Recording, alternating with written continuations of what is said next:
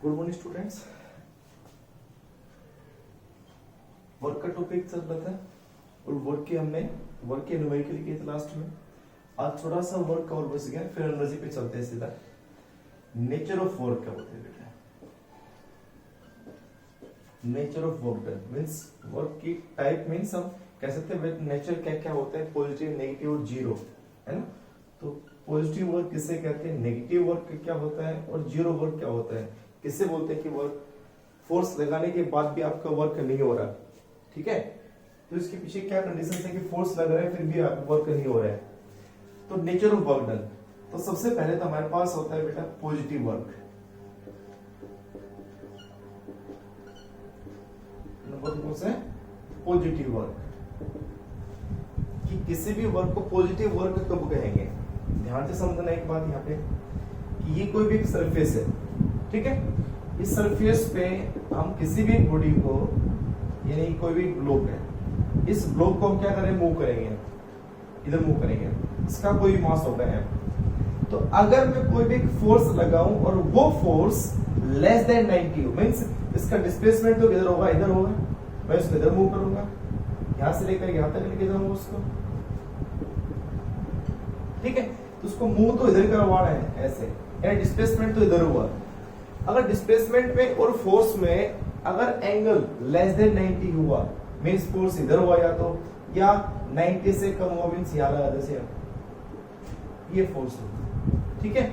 और इसके साथ इसका एंगल ये जो थीटा है वो लेस देन 90 होगा, जिसको आप एक्यूट एंगल भी बोलते हैं, एक्यूट एंगल, है ना। तो इफ एंगल बिटवीन, सीधा सा कह सकते हो आप, फोर्स एंड डिस्प्लेसमेंट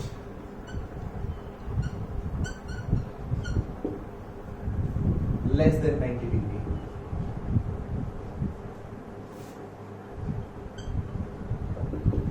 या सीधा से कह सकते हो दैट इज एक्यूट एंगल।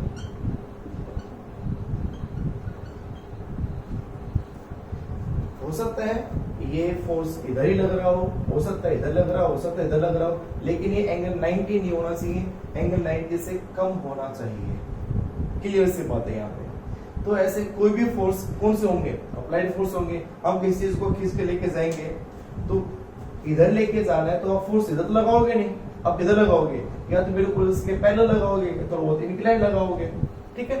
तो किसी भी अप्लाइड फोर्स के कारण ऑलवेज जो वर्क होता है वो पॉजिटिव वर्क होता है। आप क्या लिख सकते हो, ड्यू टू एनी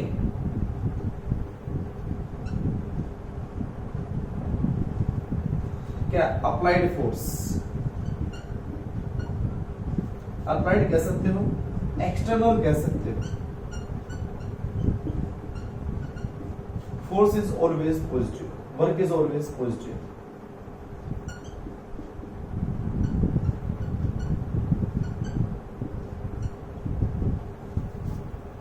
या जैसे हम ये कहते बेटा कि हमारे पास कुछ स्प्रिंग है, आपको स्प्रिंग का टॉपिक करवा चुका इससे पहले कि यहां मान लो कोई भी स्प्रिंग है, ये स्प्रिंग है ना। इस स्प्रिंग पे अगर हम कोई फोर्स लगाएं, किधर फोर्स लगाएं, यानी यहाँ पे ये ब्लॉक होगा, इस ब्लॉक पे अगर मैं इधर फोर्स लगाऊं इस साइड में, तो स्प्रिंग इधर कंप्रेस होगी, इधर ही कंप्रेस हुई ना। तो स्प्रिंग का कंप्रेशन भी इधर हुआ, यानी डिस्प्लेसमेंट भी इधर ही हुआ, और फोर्स भी इधर ही हुआ। इसका मतलब इस अप्लाइड फोर्स के कारण जो वर्क हुआ वो कैसा होगा, पॉजिटिव वर्क होगा। यानी फोर्स और जो इसका डिस्प्लेसमेंट है सेम डायरेक्शन में हुआ तो वर्क कैसा होगा, पॉजिटिव होगा। तो ये एक टाइप है, यानी नेचर ऑफ वर्क डन है, जिसको बोलते हैं पॉजिटिव वर्क। आप कभी ये मत कहना, आपने 10th क्लास तक ये पढ़ा होगा, 9th क्लास में ये पढ़ा होगा कि वर्क पॉजिटिव वो होता है जिसमें फोर्स और डिस्प्लेसमेंट सेम डायरेक्शन में होता है। नहीं, सेम डायरेक्शन के साथ साथ एक कंडीशन और भी है कि एंगल कहां तक वेरी कर सकता है। सेम डायरेक्शन में तो एंगल कितना हो गया, 0 हो गया ओनली। तो सेम डायरेक्शन में 0 तो होगा, लेकिन 0 के साथ 90 डिग्री से कम से 89 डिग्री एंगल हो जाए, 89 डिग्री तक एंगल तक वर्क डन हमेशा क्या होता है, वर्क हमेशा पॉजिटिव होता है, ठीक है। 90 पे जाके अलग होगा, 89 तक भी वर्क हमेशा पॉजिटिव कहलाएगा।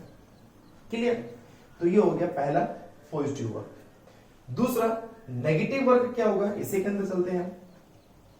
Number 2, this is negative work.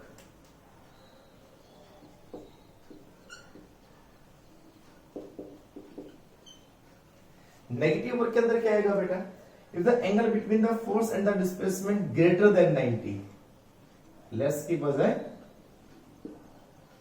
Greater than 90, और 90 डिग्री को क्या बोलते हैं, ऑब्ट्यूज एंगल। क्या बोलते हैं, ऑब्ट्यूज एंगल। ठीक है, तो अब ये कंडीशन कहां होगी बेटा, बताओगे, देखा कि ऐसा कौन सा फोर्स है जिसके कारण एंगल 90 से ज्यादा बन जाए और वर्क है वो नेगेटिव बन जाए। ये कोई भी ब्लॉक हो गया, हम इसको लेके जाना इधर है, ठीक है, आगे ये साइड डिस्प्लेसमेंट इधर है। अब फोर्स या तो कहीं भी लगे, हो सकता है फोर्स इधर लगे, ये फोर्स लग रहा हो, तो फोर्स इधर है, डिस्प्लेसमेंट इधर है, कितना एंगल हो गया 180, कितना हो गया 180, तो 90 से तो ज्यादा ही है ना। या फिर फोर्स इधर लग रहा हो तो भी यहाँ पे कितना है, डिस्प्लेसमेंट इधर है, डिस्प्लेसमेंट इधर है, तो ये जो एंगल हो गया ये ग्रेटर देन कितना होगा 90।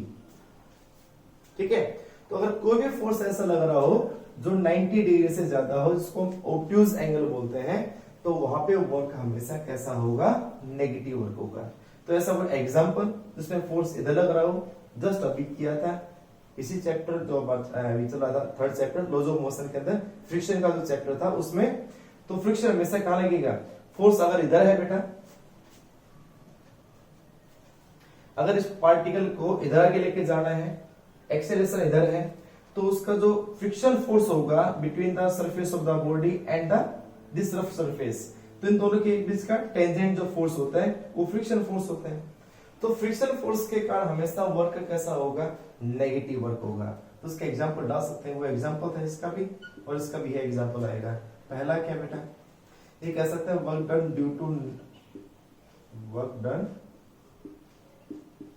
ड्यू टू फ्रिक्शन फोर्स, क्योंकि फ्रिक्शन फोर्स हमेशा अपोजिट होता है उसके एक्सेलरेशन से। क्लियर। दूसरी बात, वही बात करते हैं स्प्रिंग वाली बात। ये स्प्रिंग था बेटा, यहां पे एक ब्लॉक लगाया था मैंने कहा अगर फोर्स हम इधर लगाएंगे, इधर फोर्स लगाएंगे, डिस्प्लेसमेंट इधर हो गया तो वो कैसा होगा, पॉजिटिव। लेकिन अगर आप सिर्फ बाहर लगा दो, अब आप बाहर लगाओगे फोर्स, तो स्प्रिंग बाहर की तरफ कंप्रेस हो क्या हो जाएगी, एक्सटेंड हो जाएगी, स्ट्रेच हो जाएगी। तो फोर्स भी इधर हो गया और उसका स्ट्रेचिंग मींस डिस्प्लेसमेंट इधर ही हो गया।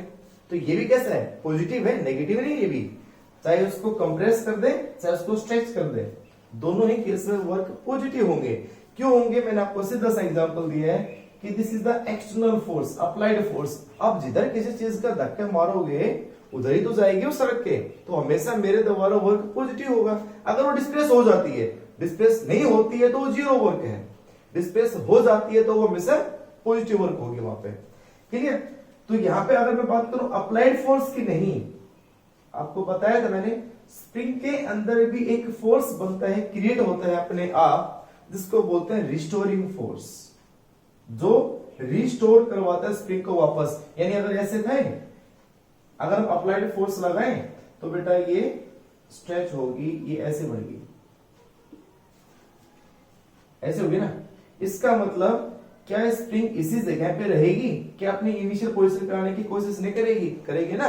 तो एक रिस्टोरिंग फोर्स होता है जो उसको वापस इधर लेके जाता है, तो रिस्टोरिंग फोर्स इधर होगा। डिस्प्लेसमेंट कहां हुआ, इधर हुआ, डिस्प्लेसमेंट इधर है, रिस्टोरिंग फोर्स इधर है, अपोजिट है। तो आप क्या कहोगे, work done due to restoring force of the spring, कैसा वर्क होगा, नेगेटिव वर्क हुआ। नेगेटिव है ना, दोनों आपस में अपोजिट है, तो आप ये भी कह सकते हो work done due to restoring force of a spring.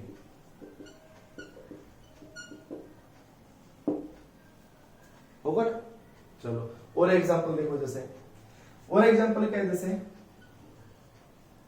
मैं ये कहूं कि ये कोई ऑब्जेक्ट है, अगर इस ऑब्जेक्ट को मैं यहां से छोड़ दूं, फ्री छोड़ दूं, तो फ्री छोड़ेंगे तो कहां गिरेगा, ये नीचे गिरेगा ना। इस पार्टिकल, एक तो मैं कहूं कि मैंने फेंक दिया नीचे, तो मेरे द्वारा एक्सटर्नल फोर्स लगा, वो कहां लगा, नीचे लगा, डिस्प्लेसमेंट भी नीचे हुआ, तो वर्क कैसा होगा, पॉजिटिव। और अगर मैंने इसको छोड़ दिया तो अपने आप भी गया, अपने आप किसके कारण गया, ग्रेविटेशनल फोर्स के कारण नीचे गया।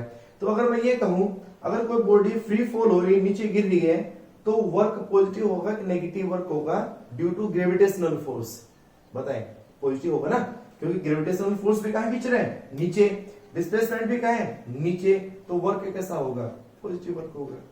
क्लियर। लेकिन अगर इसी केस को मैं उल्टा कर दूं कि अगर मैं इस ऑब्जेक्ट को फेंकू ऊपर, मैंने फेंका है ऊपर, तो मैंने तो ऊपर फेंका है, तो मेरे द्वारा तो वर्क हमेशा कैसा होगा, पॉजिटिव, क्योंकि मैंने तो ऊपर फोर्स लगाया, ऊपर ये डिस्प्लेस हो गया, तो वर्क हो गया पॉजिटिव। लेकिन अगर मैं ऊपर फेंक रहा हूं, अगर मैं यही क्वेश्चन उल्टा पूछ लूं आपसे कि अगर किसी ऑब्जेक्ट को thrown upward, then what is the work done by the, या nature of work done by the gravitational force. आप ये बताएं, ग्रेविटेशनल फोर्स के द्वारा वर्क वो कैसा होगा, पॉजिटिव होगा, नेगेटिव होगा या जीरो होगा। तो आप क्या कहोगे बताओ, कि ऊपर फेंक रहे हो, डिस्प्लेसमेंट ऊपर हो गया, ग्रेविटेशनल फोर्स नीचे हो गया, वर्क कैसा होगा, नेगेटिव हुआ ना। तो work done due to gravitational force is negative if body is moving upward. अगर ऊपर जा रही है, ग्रेविटेशन अपोजिट जा रही है, ग्रेविटेशनल फोर्स अपोजिट जा रही है, तो वर्क होगा नेगेटिव। और अगर किसी चीज को ऊपर से नीचे छोड़ रहे हो, तो ग्रेविटेशनल फोर्स भी नीचे लग रहा है, डिस्प्लेसमेंट भी नीचे लग रहा है, तो वर्क होगा पॉजिटिव। सिंपल सा कॉन्सेप्ट है, कोई रटने वाली बात नहीं है यहाँ पे, ठीक है ना। तो आप एंगल का कॉन्सेप्ट याद रखें बस यहाँ पे, ये चीज बस, ठीक है। तो ये आ जाएगा, आप ये भी कह सकते हो, work done by the gravitational force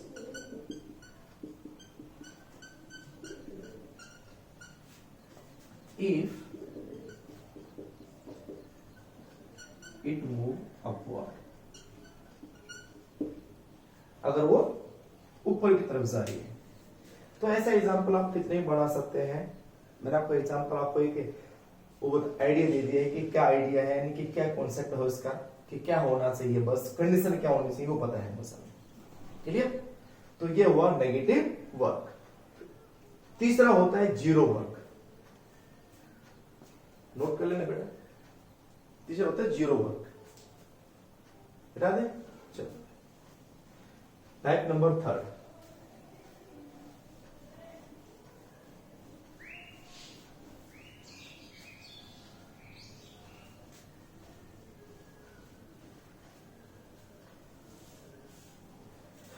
बारिश हो रही है, घूमस हो रहा है बहुत तेज।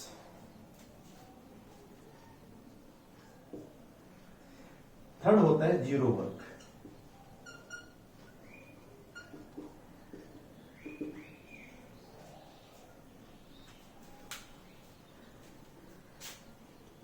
जीरो वर्क क्या होता है भाई,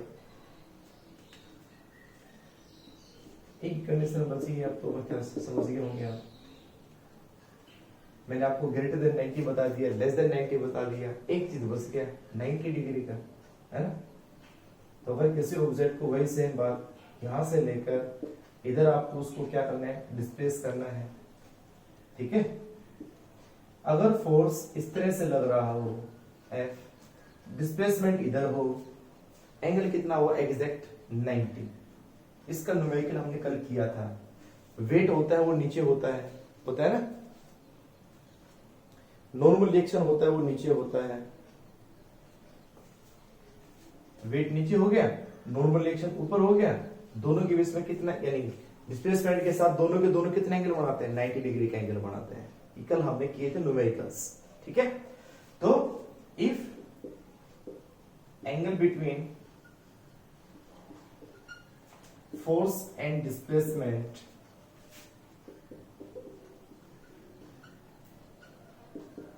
इज 90 डिग्री, क्लियर। अगर एंगल 90 डिग्री होगा तो वर्क हमेशा कैसा होगा, जीरो, क्लियर। दूसरा जीरो वर्क की और कंडीशंस क्या हो सकती हैं, जीरो वर्क की कंडीशन तो ये होगी कि अब एंगल 90 हो गया, इस केस में 90 हो गया। दूसरा अगर मैं ये कहूं कि अगर मान लो किसी बॉडी को सर्कुलर मोशन में आप लेके जा रहे हो, सर्कुलर मोशन, तो सर्कुलर मोशन में अगर कोई बॉडी घूमती है, रोटेट करती है, आपको कई बार बता चुका हूं मैं, ये हो गया सेंटर। कोई भी सर्कुलर मोशन में अगर घूमती है तो उसके लिए कौन सा फोर्स रिस्पॉन्सिबल है? सेंट्रीपिटल फोर्स रिस्पॉन्सिबल है। सेंट्रीपिटल फोर्स किधर लगेगा? टुवर्ड्स सेंटर लगा। डिस्प्लेसमेंट कहां हो रहा है? इधर हो रहा है displacement, this is displacement. Force में और डिस्प्लेसमेंट में कितना एंगल हुआ? 90 डिग्री का एंगल हुआ। कितने डिग्री का? 90 डिग्री का एंगल हुआ। तो जो फोर्स में और डिस्प्लेसमेंट में 90 डिग्री का एंगल होगा तो वर्क कैसा होगा? जीरो वर्क होगा। अब आप कहोगे सर क्या कंप्लीट सर्कुलर मोशन में ही जीरो होगा? नहीं, कोई जरूरी नहीं है।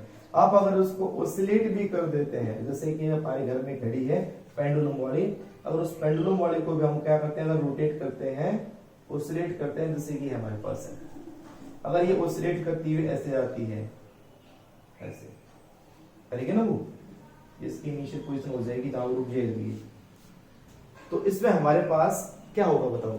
इसका डिस्प्लेसमेंट तो ये हो गया या फिर इधर हो गया, अगर ऊपर जाएगी इधर डिस्प्लेसमेंट हो गया, और फोर्स इधर हो गया, सेंट्रीपिटल फोर्स जो कि टेंशन की इक्वल होगा यहाँ पे, ठीक है। तो सेंट्रीपिटल फोर्स और डिस्प्लेसमेंट कितना एंगल हो गया? 90 डिग्री का एंगल हो गया। तो भी वर्क कैसा होगा? जीरो वर्क होगा। तो चाहे कंप्लीट सर्कुलर हो, चाहे सेमी सर्कुलर हो, चाहे ऑसिलेशन हो पेंडुलम का, उन सभी फोर्सेस के कारण वर्क हमेशा कैसा होता है? जीरो वर्क होता है। कैसा होता है? जीरो। आप इसमें कुछ ना सोचे, क्योंकि आप इसमें एक कॉन्सेप्ट ये भी लगा सकते हैं ना कि भाई कंप्लीट अगर ये सर्कुलर मोशन में है, मतलब यहां से चलिए वापस अगर यहीं पे आ जाती है, तो उसका नेट डिस्प्लेसमेंट कितना होगा? Displacement not distance, net displacement zero हो जाएगा ना, क्योंकि जिस पोजीशन से आया वापस उसी पोजीशन पे अगर आ जाती है तो नेट डिस्प्लेसमेंट जीरो हो जाता है। क्लियर? तो लेकिन अगर ये यहां से गया और यहां आके रुक गया तो क्या जीरो हुआ? नहीं ना। तो फिर उसमें क्या होगा? तो उसमें वर्क होगा, कैसा होगा? वो वर्क हमारे पास है जीरो वर्क। क्लियर? ये तो हो गया। यानी आप इसका एग्जांपल डाल सकते हो आप, फॉर एग्जांपल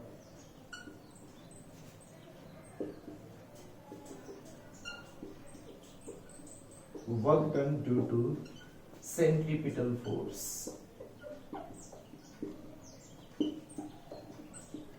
ये दोनों एग्जांपल उसके होंगे, ठीक है। और अगर मैं ये कहूं कि इफ नेट डिस्प्लेसमेंट जीरो हो जाए,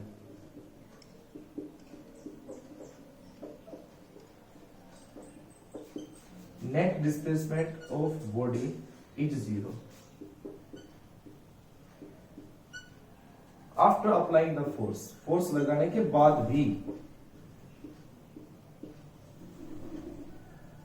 आफ्टर अप्लाइंग फोर्स, जैसे कि आप 9th क्लास से पढ़ते हैं, छोटे तब से पढ़ते हैं कि अगर मैं इस दीवार के फोर्स लगाता रहूं और ये दीवार नहीं सरके, डिस्प्लेस ना हो, फोर्स तो लगाया जा रहा है लेकिन ये दीवार डिस्प्लेस नहीं हो रही, तो डिस्प्लेस नहीं हो रही तो सीधा सा क्या होगा? सीधा सा यहाँ पे जो वर्क होगा उस वर्क को आप क्या कहोगे? जीरो तो कहोगे, है ना। तो अगर किसी बॉडी पे लगातार फोर्स लगाया जा रहा है और डिस्प्लेस ना हो तो complete that work is zero work. आपका एफर्ट जीरो नहीं है, आप एफर्ट पूरा कर रहे हैं लेकिन वो वर्क नहीं हुआ क्योंकि डिस्प्लेस नहीं हुआ। क्लियर? ठीक है। दूसरी बात, अगर मैं ये कहूं, एक आपने एक कुली का एग्जांपल भी पढ़ा होगा ना, कि अगर कोई भी कुली अपने सर पे कोई भी एक वेट, कोई भी एक मास, कोई भी एक ऑब्जेक्ट अगर रख के चलता है एक हॉरिजॉन्टल फ्लोर के ऊपर ऐसे पकड़ के, ठीक है, तो अब बताएं net burden bye the gravitational force कितना होगा। अब उसने क्या कर रखा है? वो चल तो रहा है आगे, यानी उसका सूटकेस कहां जा रहा है? आगे की साइड, और ग्रेविटेशनल फोर्स कहां है? नीचे की साइड। तो ग्रेविटेशनल फोर्स नीचे हो गया, डिस्प्लेसमेंट बिल्कुल हॉरिजॉन्टल में चल रहा है, इंक्लाइंड चलेगा तो वर्क होगा। मैं आपको बताता हूं बात ये, क्योंकि आपने बस अगर ये दिमाग में बैठा लें कि कुली के द्वारा हमने पढ़ा है सर वर्क तो जीरो होता था, अरे बहुत से केस उसके उसमें, है ना। अगर कोई भी कुली अपने सर पे कोई भी वजन रख के चलता है, अगर वो हॉरिजॉन्टल फ्लोर पे अगर चलता है, हॉरिजॉन्टल फ्लोर पे, then work done by the gravitational force is zero, because force ये डिस्प्लेसमेंट इधर, फोर्स ग्रेविटेशनल जस्ट नीचे वर्टिकल, तो एंगल कितना हो गया 90, तो वर्क क्या होगा 0। लेकिन अगर वो इंक्लाइंड प्लेन पे चलता है, इंक्लाइंड प्लेन पे,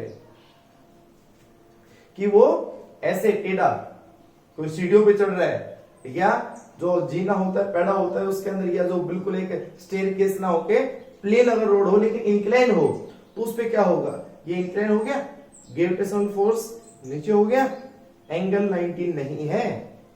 तो अगर एंगल 90 नहीं है तो वर्क जरूर किया उसने कुली ने, ठीक है ना। या फिर हम ये कहें कि हमारे सर पे हम खड़े हैं, चाहे मूव ना करें से, और हम किसी भी एक वेट को, मास को ऊपर नीचे ऐसे मूव करें, तो क्या वर्क नहीं कर रहे हैं? कर रहे हैं। अगर हम ऊपर उठा रहे हैं तो सूटकेस ऊपर जा रहे हैं, ऊपर जा रहा है तो वर्क पॉजिटिव हुआ, अगर नीचे आ रहे हैं तो हम फोर्स नीचे लगा रहे हैं तो वर्क पॉजिटिव होगा। तो मेरे द्वारा, मैं तो क्या हूं, एक्सटर्नल फोर्स लगा रहा हूं, तो मेरे द्वारा हमेशा वर्क पॉजिटिव ही होगा। तो ग्रेविटेशन का केस बता दिया, एक्सटर्नल का बता दिया, और जीरो की कंडीशंस आप देख लें कि जीरो फोर्स कब कब हो सकता है, ठीक है। बाकी आप एग्जांपल्स आप और पढ़ सकते हैं बुक में से, ये आपके नेचर ऑफ वर्क थे, ख्याल से आपको समझ में आगे होंगे। 3 टाइप्स ऑफ वर्क थे, ठीक है, तो आप इनको नोट कर ले एक बार।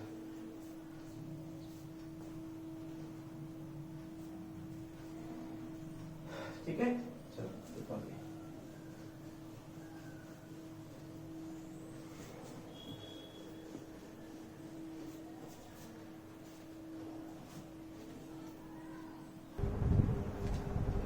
आगे देखो बेटा, नेक्स्ट टॉपिक है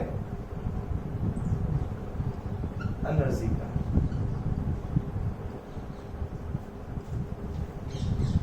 तो एनर्जी क्या होती है, ये भी टॉपिक 9th क्लास का ही है, थोड़ा बहुत चलेंगे। तो यहाँ पे ओनली हमारे पास क्या होगा, ज्यादा न्यूमेरिकल्स वगैरह है यहाँ पे, ठीक है। तो एनर्जी का मतलब क्या होता है, it is the internal capacity. Internal होती है ना, मेरे अंदर एक कैपेसिटी है कि मैं कितना काम कर सकता हूँ, तो उसकी क्या है कि मेरा एनर्जी हुई तो ही तो वर्क करूंगा। If the body has energy then it is to do work, ये तो हुआ। अगर बॉडी में एनर्जी ही नहीं तो वर्क कर ही नहीं सकती, सिंपल सी बात है। तो एनर्जी क्या है, it is the internal capacity, it is the internal capacity to do work.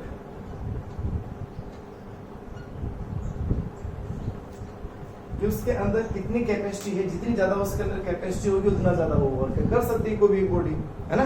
If the body has energy then it has done या इट हैज वर्क, यानी कोई भी काम कर सकती है अगर उसमें एनर्जी हुई तो, या कर चुकी होगी एनर्जी हुई तो। एनर्जी नहीं है तो वर्क बिल्कुल भी नहीं होगा। तो अब एनर्जी की सबसे पहले तो यूनिट आपको पता ही नहीं कैसा है, एनर्जी यूनिट क्या होती है, ऐसा यूनिट जूल होती है, ठीक है। तो हम पढ़ते हैं सीधे इसकी टाइप के ऊपर, टाइप्स ऑफ एनर्जी। नहीं भी पता आप उस यूनिट को बाद में बता देंगे, कोई बात नहीं। टाइप्स ऑफ एनर्जी, एनर्जी की टाइप वैसे तो बहुत होती है, जैसे कि मैकेनिकल एनर्जी है,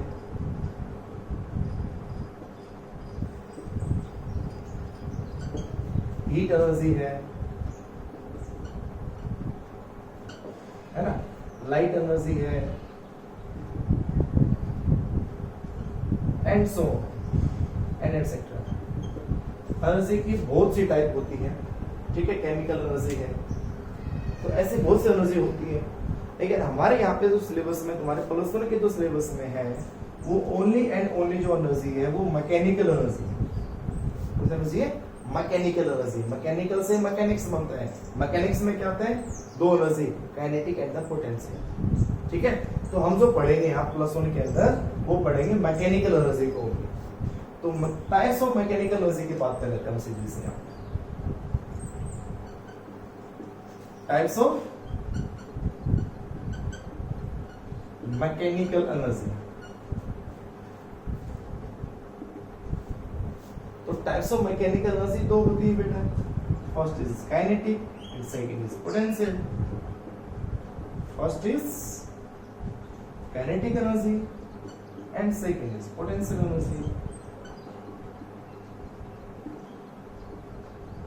आपको सब तो पढ़ चुके हैं पहले ये चीजें, तो मैं कौन से नहीं बता रहा हूँ, ये पढ़ी हुई सारी चीजें होगी। तो सबसे पहले तो कौन सी आ जाएगी, काइनेटिक। तो काइनेटिक को एक्सप्लेन करेंगे, काइनेटिक एक्सप्रेशन निकालेंगे, काइनेटिक के लिए थ्योरम निकालेंगे, ठीक है। तो सबसे पहले पढ़ते हैं काइनेटिक एनर्जी को। काइनेटिक एनर्जी क्या है आप इसको नोट कर ले, पहले मैं ऊपर लिख रहा हूं सबसे पहले इसको दोबारा से एक बार।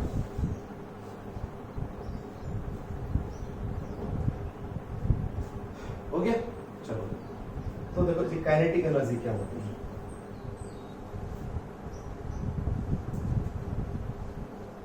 और काइनेटिक एनर्जी को हम कैसे मेजर कर सकते हैं। नंबर 1,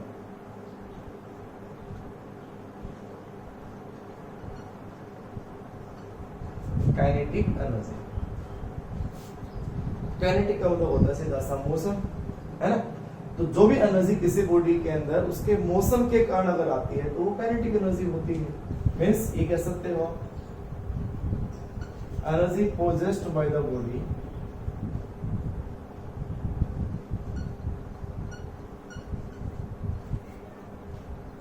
by virtue of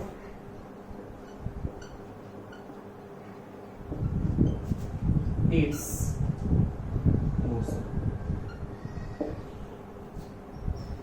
किसी भी बॉडी के मोशन के कारण अगर उसके अंदर एनर्जी बनती है, एनर्जी आती है, वो एनर्जी पहली बात तो बनती नहीं है, ये बात ध्यान रखना। Energy can neither be created nor be destroyed, पता है ना बात। तो एनर्जी कभी ना बन सकती है ना खत्म हो सकती। It can be converted from one form to another. तो ये एनर्जी ट्रांसफॉर्म होके आई होगी, ये समझ लो दिमाग में ना। तो कहीं कैसे ट्रांसफॉर्म होके आई है एनर्जी, चेंज होके आई एनर्जी। क्लियर सी बात है। रेस्ट था तो रेस्ट में से अगर बॉडी मोशन में आ जाती है तो काइनेटिक आ जाती है। क्लियर ना। तो हमारे पास जो एनर्जी इसके अंदर है उस बॉडी में वो उसके मोशन के कारण है। यहाँ पे वो एनर्जी क्या कहलाती है, काइनेटिक एनर्जी। अब बात ये सिंपल सी है कि किसी भी बॉडी के अंदर कितनी काइनेटिक एनर्जी है या उसके अंदर जो काइनेटिक एनर्जी है उसको हम कैसे मेजर करेंगे कि उसके अंदर कितनी एनर्जी है, कितनी काइनेटिक एनर्जी है। ठीक है, एक मिनट बेटा।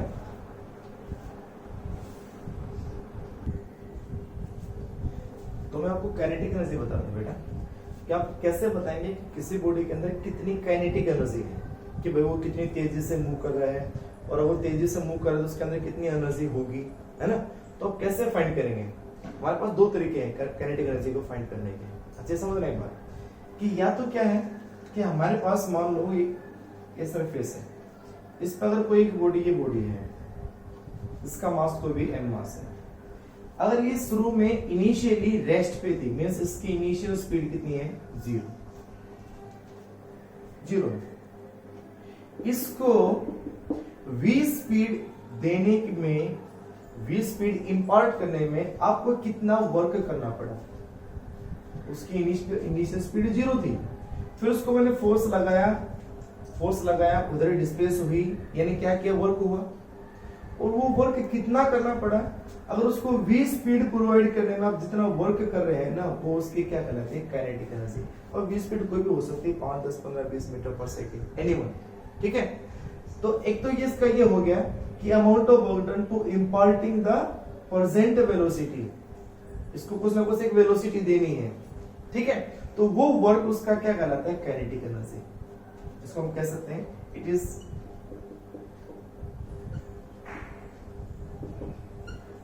कैलकुलेटेड एज, कैसे, a part it is the amount of work done, calculated या मेजर्ड कह सकते हैं आप। It is the amount of work done to imparting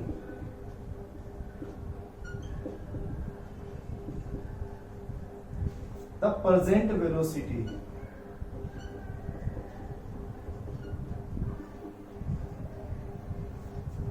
या आप प्रेजेंट वेलोसिटी ना लिखे तो इम्पार्टिंग वेलोसिटी v कह देना, to the body from its rest position।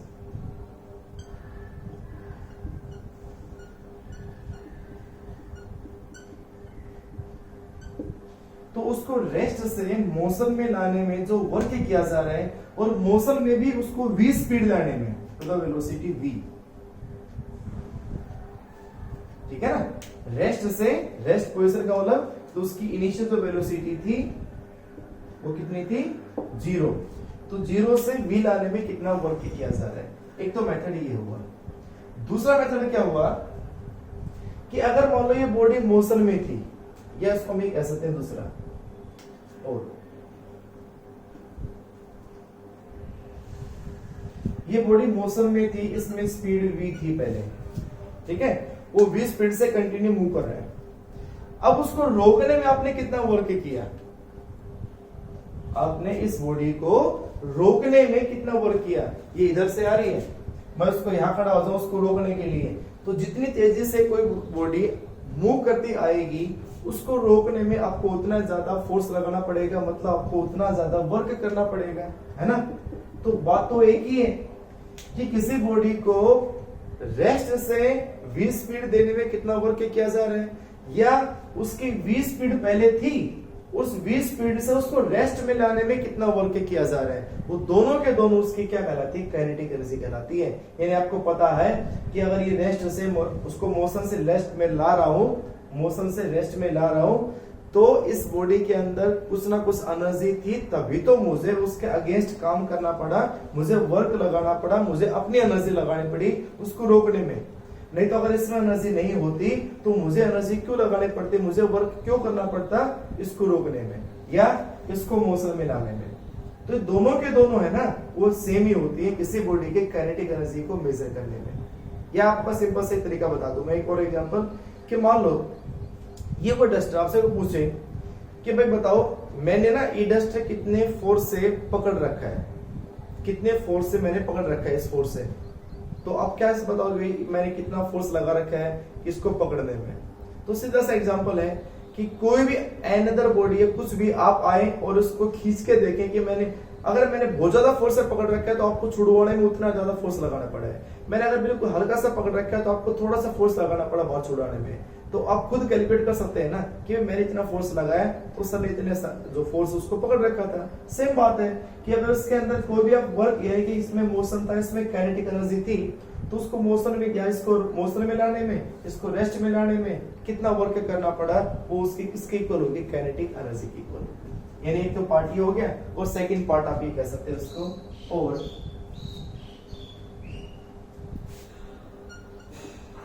क्या amount of work done, amount of work done किसके लिए, to come to rest from its motion, ठीक है, उसके मोशन से रेस्ट में लाने में कितना वर्क करना पड़ेगा, वो उसके क्या कहलाती है बेटा, काइनेटिक एनर्जी। तो आप इनमें से कोई भी एक मेथड यूज करके काइनेटिक एनर्जी का डेरिवेशन निकाल सकते हैं। तो मिटा दो पेपर में, इसको नोट कर लो कि जल्दी से।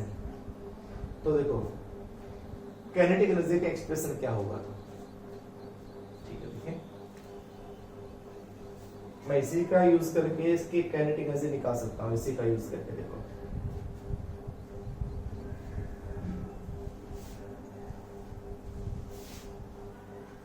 तो मैंने बताया काइनेटिक एनर्जी वर्क होती है ना, तो वर्क डन क्या होगा बताया मेरे को, वर्क डन,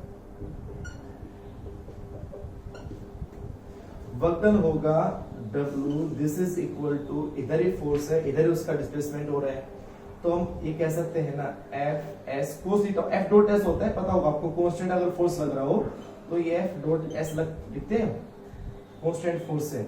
तो हम इसको ये भी कह सकते हैं ना F S cos थीटा, और थीटा यहाँ पे कितना है, 0, उसी डायरेक्शन में, तो आप सीधा कह सकते हो और W is equal to F into S। तो अगर कांस्टेंट फोर्स है तो F डॉट S, और कांस्टेंट फोर्स है तो F को ma भी कह सकते हैं, F is equal to ma। एक उसी कंडीशन याद रखना, अगर फोर्स कांस्टेंट हुआ तो इसको F इक्वल टू ma कहते हो आप, ठीक है, फोर्स कांस्टेंट हुआ तो ही वर्क को F डॉट S कहते हैं, वेरिएबल होता है तो इंटीग्रेशन से निकलता है, तो ma इंटू S, ठीक है। अब बचा इसमें एक्सेलरेशन, कि अगर वो रेस्ट में था और रेस्ट से मोशन में लाया तो वो एक्सेलरेट हो रहा है ना, तो एक्सेलरेट हुआ तो कितना एक्सेलरेशन उसके अंदर आया रेस्ट से जब वो मोशन में आई तब, तो करो भाई, इक्वेशन ऑफ मोशन का यूज करो, यूजिंग क्या बेटा, this is v square minus u square is equal to 2as। अब बताओ, इसको डिस्प्लेस कर रहे हो आप, डिस्प्लेस हमने यहां से लेकर यहां तक कर लिया, ठीक है, डायग्राम बना नहीं, और इसको डिस्प्लेस यहां से लेकर यहां तक कर लिया, दिस इज s डिस्प्लेसमेंट, ठीक है बेटा। तो v उसकी फाइनल स्पीड आ गई, v का v है, इनिशियल स्पीड कितनी है 0, तो 0 लगा दो, इज इक्वल टू 2as उसका डिस्प्लेसमेंट है। तो यहां से एक्सेलरेशन कितना आया, एक्सेलरेशन आया v square divide by 2s। आप इस a की वैल्यू को उठा के इक्वेशन नंबर फर्स्ट में पुट कर दो, पुट इन फर्स्ट,